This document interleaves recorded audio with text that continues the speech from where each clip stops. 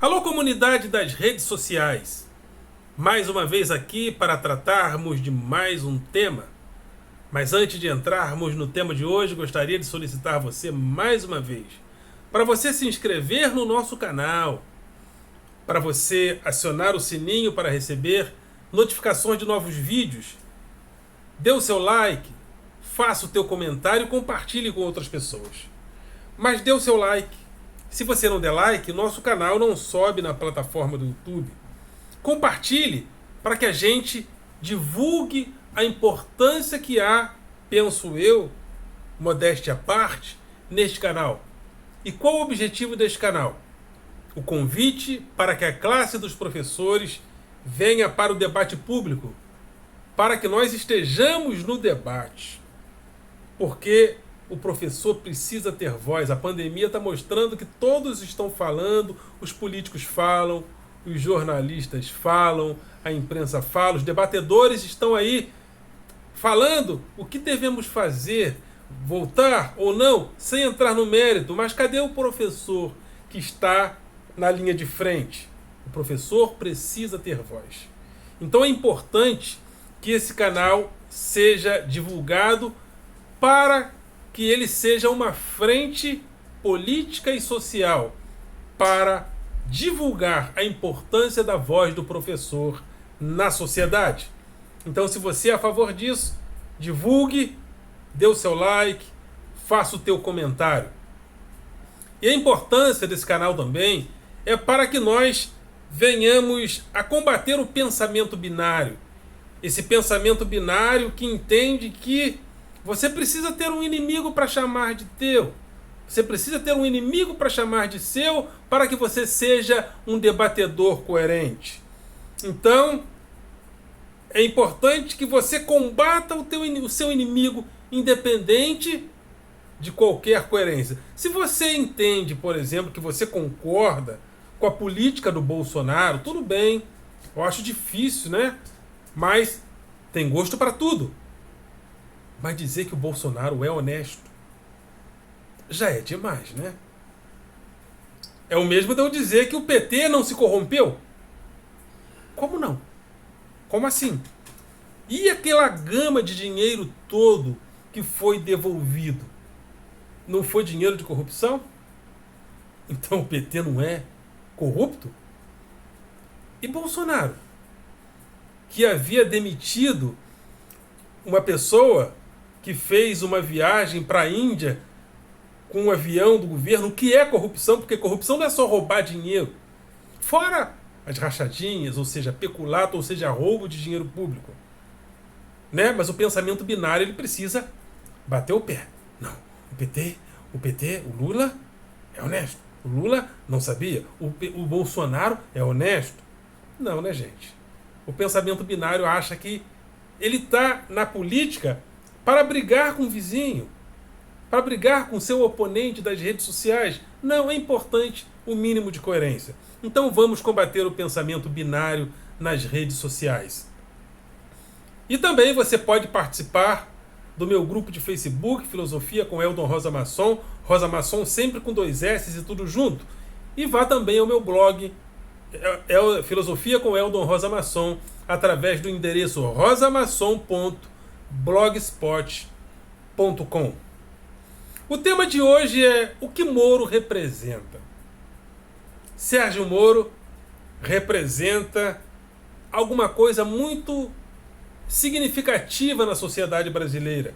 E eu estou falando de Sérgio Moro porque nós estamos perto do julgamento da suspeição de Sérgio Moro. Ou seja, se ele como juiz, como ex-juiz, né, como então juiz que julgava, né, Lula, for considerado suspeito, a sentença de Lula pode ser anulada e retornada lá para a sua fase inicial, o que abriria vários precedentes, porque Lula ficaria com seus direitos políticos recuperados. Mas Sérgio Moro, o que ele representa? Essa luta pela moralidade, que na realidade aparece como luta mas não necessariamente como uma luta real naquele que aparentemente luta por ela. Porque aquelas conversas indevidas que apareceram divulgadas pelo site Intercept, com parceria de vários veículos de comunicação do Brasil, e ninguém pôde dizer que aquelas mensagens eram falsas. E aquelas conversas do do Dallagnol, da equipe da Lava Jato, dizendo ter cooperação com instituições internacionais, ou seja, mas isso não é permitido. Isso tem que ter a autorização da Procuradoria-Geral da República. E fica por isso mesmo, porque a Procuradoria-Geral da República, em nota, ou seja, divulgou que nada passou por ela, ela não teve ciência disso, ciência formal disso. E quando ele gravou as conversas da presidenta Dilma sem autorização do Supremo, o que é proibido, e recebeu uma reprimenda na época do doutor Teori Zavascki, então ele é ou não é suspeito? Ou seja, nós temos um pensamento em torno da moralidade na política onde eu luto pela moralidade, mas não necessariamente eu sou o ator dessa moralidade. Então, há uma separação entre o meu discurso moralista e a realidade da minha vida como ator moral. Isso a gente vê, inclusive, no atual governo, no atual presidente da República, que sempre esteve por ali, nomeando parentes, participando de peculatos, né? Com relações estreitas com a milícia, mas no discurso, o discurso é esse. E quem é Sérgio Moro? Sérgio Moro, ele representa isso. Ele representa esse discurso moralista. E esse discurso moralista, ele tem algumas origens. Tem dois pensadores que eu gosto muito, que é Gessé Souza e Paulo Giraldelli. Eles falam sobre um pensamento de classe média, que é um pensamento moralista, que foi se constituindo no Brasil desde a época da escravatura. Segundo Gessé Souza, nós temos um pensamento moralista, classista, que começou lá na escravidão. E a escravidão, como o Brasil foi o último país a se libertar da escravidão, o Brasil formou um pensamento de ódio ao pobre. E esse ódio ao pobre foi criminalizando a pobreza, criminalizando os ex-escravos, consequentemente criminalizando ainda mais os negros, por causa de um pensamento de ódio aos pobres que teria vindo da escravidão. Porém, o professor Paulo Giraldelli, doutor, né, porque fez doutorado, então é doutor, então o professor Paulo Giraldelli já diz o seguinte: não, segundo os estudos dele, é uma narrativa interessante, os negros já estavam sendo bastante aceitos pela sociedade. Tanto é que, se nós formos ao passado pós-escravidão, haviam negros de destaque, como Rebouças, José do Patrocínio, o próprio Machado de Assis não era nenhum branco. Mas depois chegou o imigrante. O imigrante, ele precisava dizer que ele era mais importante que alguém, porque ele não poderia dizer que ele era mais importante ou tão importante como a elite.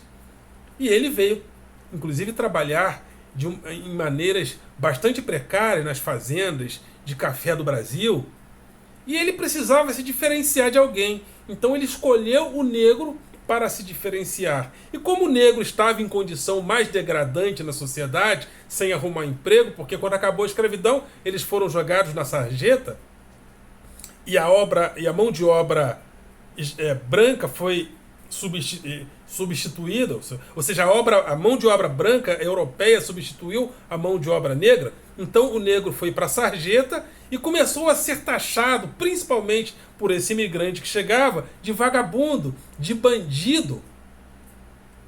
E segundo Paulo Giraldelli, é a partir deste momento que o racismo se intensifica, não necessariamente por causa da escravidão, mas por causa deste pensamento de classe média criminalizador dos mais pobres e, consequentemente, dos negros, que surge a partir da chegada do europeu, sobretudo a partir da chegada do italiano.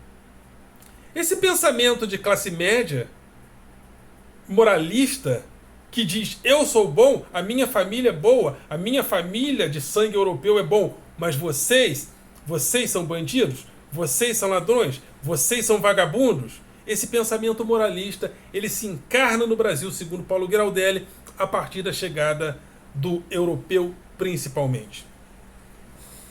E esse pensamento de classe média, aí já é um pensamento onde os dois falam da mesma coisa.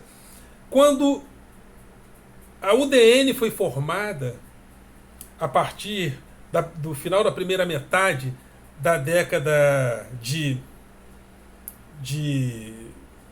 do século passado, a partir da primeira metade, do final da primeira metade do século passado, a UDN surgiu como partido, que era a União Democrática Nacional, com figuras como Jânio Quadros, com figuras como Carlos Lacerda.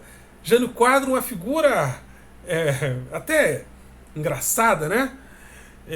Uma figura folclórica, chegou a proibir o biquíni, de tanto moralismo ele proibiu o biquíni. E Carlos Lacerda também levava esse discurso moralista. E esse discurso moralista, ele se consagra definitivamente com a chegada da UDN, com a chegada de Carlos Lacerda, com a chegada de Jânio Quadros. E nós vamos classificar, a partir deste momento, a política como sendo caça aos bandidos. Política passa a ser caça a bandidos. O bom político é aquele que caça ladrão. Evidentemente que, se nós formos buscar as entranhas do nosso regime político, a moralidade está sempre ali. A caça aos bandidos está sempre ali. O Collor se elegeu nessa onda, mas depois a República de Alagoas mostrou, né, através dos PC Farias, das relações de Collor, da família Collor com PC Farias, que as coisas não eram tão santas assim. E o PT, durante muitos anos, era o partido da moralidade. Até durante muito tempo, eram os políticos, os deputados mais austeros moralmente e eticamente da Câmara dos Deputados. Mas quando chegou ao poder, se corrompeu, talvez bem antes, inclusive. E o Bolsonaro chegou também com esse discurso moralista. A gente não consegue se livrar dessa praga do moralismo pelo moralismo em si mesmo. E o Sérgio Moro, ele representa isso. Esse pensamento de classe média moralista, mas não necessariamente ele é representante dessa moralidade, até porque as relações, inclusive, do juiz com o promotor, não pode acontecer. Mas aconteceu dessa maneira, provando que esse espírito moralista de classe média, ele se encarna na nossa sociedade de uma maneira muito viva, né? É um pensamento de classe média que se expandiu, mas o pensamento de classe média não é só um pensamento de classe média que está numa classe de pessoas que ganha X. Não, não é bem isso. É um pensamento que se dá também nesse grupo intermediário que faz a mediação entre a elite e a população, e esse pensamento de classe média acaba se espraiando, e ele se espraia também entre os mais pobres, sobretudo no Brasil, sobretudo nessa nova fase onde os mais pobres começam a adquirir esse pensamento de classe média repressor em relação a pessoas da sua própria classe. É muito comum a gente estar nas redes sociais e a gente vê pobre debochando da pobreza do pobre. Às vezes tem vídeos meus que eu dou aula em escolas, e a escola bastante velha, né? E gente pobre que precisa da escola pública, que precisa de hospitais públicos. Você dando aula em colégio todo quebrado. Ou seja, é o pobre com um pensamento de classe média opressor do grupo social onde ele faz parte. Ou seja, é um pensamento de classe média que se espraia onde os mais pobres também acabam criminalizando aqueles que fazem parte do seu próprio grupo social. E as igrejas evangélicas têm muita participação nisso, porque as igrejas evangélicas se formam também com esse pensamento do eu sou cabeça e não cauda. E esse eu sou cabeça e não cauda também passa pela ideia de que eu sou patrão, você é empregado. Né? Tem uma música evangélica que diz que um dia eu vou estar no palco e você na plateia me assistindo, alguma coisa nesse sentido, uma coisa patética, inclusive. Ou seja, a pessoa quer estar no palco, quer ser cabeça. E ser cabeça é ser patrão. Então existe, inclusive, uma teologia da prosperidade, onde Deus é o Deus que prova que está contigo se você for abençoado. Ou seja, se você enriquecer, se você comprar um carro do ano, aí Deus está com você. Aí você vê pastores dizendo assim, se você vê Deus abençoando o irmão, cola com ele! Cola com ele! Ou seja, mas com o irmão que está em alguma dificuldade, não, você não deve colar com ele não, porque ele deve estar amaldiçoado, o diabo deve estar com ele. Então existe esse pensamento de classe média, e a gente observa, inclusive em algumas igrejas, a gente observa que os obreiros passam por verdadeiras humilhações. Então esse pensamento de classe média, ele foi se espraiando na sociedade através, inclusive, do bolsonarismo, que se alia a essa massa evangélica que também traz esse pensamento de classe média, onde existe alguém que é abençoado por Deus, que é a cabeça. E a cabeça é superior àquele que é cauda. Então, há todo um pensamento de classe média que foi sendo formado e que o governo Bolsonaro e, sobretudo, o senhor Sérgio Moro representa esse pensamento de classe média criminalizador dos mais pobres. Inclusive, o negócio lá de licitude, esqueci o nome do projeto do Moro que ele colocou para ser julgado, excludente de licitude, literalmente licença para matar. E o que acontece no Brasil? Quem mais morre nas mãos das forças policiais? São os mais pobres? É predominante o negro? O pardo? Então, e muitos dos mais pobres acham isso bonito. É o pensamento de classe média criminalizador da pobreza, criminalizador da corrupção, mas ele mesmo pratica a corrupção. Então, é todo um pensamento de classe média que foi se formando com Moro, Dallagnol, também com Moro, Dallagnol, nessa nova fase moralista que nós estamos vivendo. E Sérgio Moro representa tudo isso. Sérgio Moro representa tudo isso. Mas como esse pensamento de classe média ele é criminalizador da pobreza, a gente observa que há uma fúria, há um ódio muito mais... É um ódio quase letal ao PT, ao Lula, porque o PT do Lula se corrompeu. Por quê? Porque a corrupção na política sempre existiu dentro da classe média, dentro da elite política, dentro do pensamento de classe média que se espraia pela elite política e que depois viria a se espraiar pela classe mais pobre, pelos grupos mais populares. Porque ele roubou, mas ele é operário, ele é nordestino. Além de ser operário, nordestino, ainda quer se corromper na nossa malandragem, no nosso espaço de malandragem. Isso acontece há muito tempo, né? A criminalização da pobreza, o próprio, se a gente fizer um passeio ali por Ouro Preto, os guias vão falar para a gente visitar lá os espaços onde Tiradentes passou, os guias vão falar que, na realidade, ele não foi o principal líder da Inconfidência Mineira. Ele não tinha influência. Mas os mais influentes foram perdoados, foram exilados, mas ele foi morto.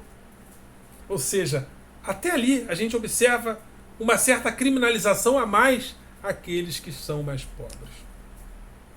E Sérgio Moro é o representante desse pensamento de classe média, que tem na moralidade da política o seu vetor principal.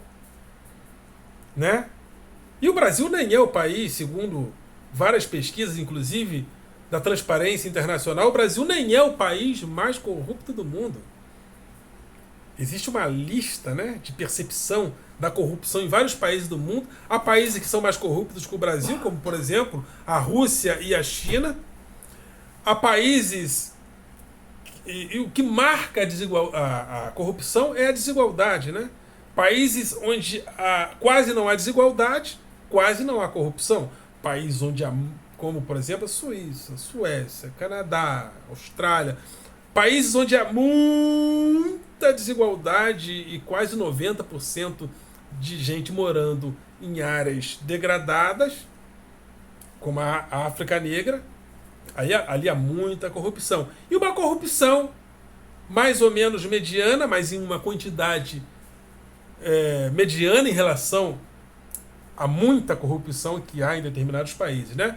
E uma corrupção que se dá ali num número grande, mas eu vou chamar de mediano, em comparação aos países da África Negra, por exemplo, como a corrupção do Brasil, a corrupção da Itália, a corrupção da Grécia, a corrupção da China, a corrupção da Rússia, onde ocorre em lugares onde há muita desigualdade. Mas não como a desigualdade da África Negra, por exemplo. Então, o Brasil nem é o país mais corrupto do mundo. Mas aqui no Brasil prevalece esse discurso de classe média, de que corrupção é o grande problema da política. Se você resolver o problema da corrupção, você resolve o problema da política. E as pessoas se esquecem que política em si não é luta contra a corrupção. O tema central da política da China não é esse. E a China é mais corrupta que o Brasil. A Rússia é mais corrupta que o Brasil. O tema central de países corruptos como a Grécia não é a corrupção. Né? Pelo menos vários pensadores falam sobre isso. Gessé Souza fala sobre isso. Paulo Giraldelli fala sobre isso. E o Brasil, e essa marca da corrupção, é uma coisa que ocorre como representação do Brasil. Quando a gente pensa na China, a gente não pensa em corrupção. Quando a gente pensa na Rússia, a gente pensa em corrupção como no Brasil. Quando a gente pensa na Itália, a gente pensa em corrupção como no Brasil. A Operação Mãos Limpas não resolveu o problema da corrupção na Itália. E o próprio juiz da Operação Mãos Limpas, em uma entrevista para o Canal Livre, mostrou que o problema da corrupção lá está longe de ser resolvido.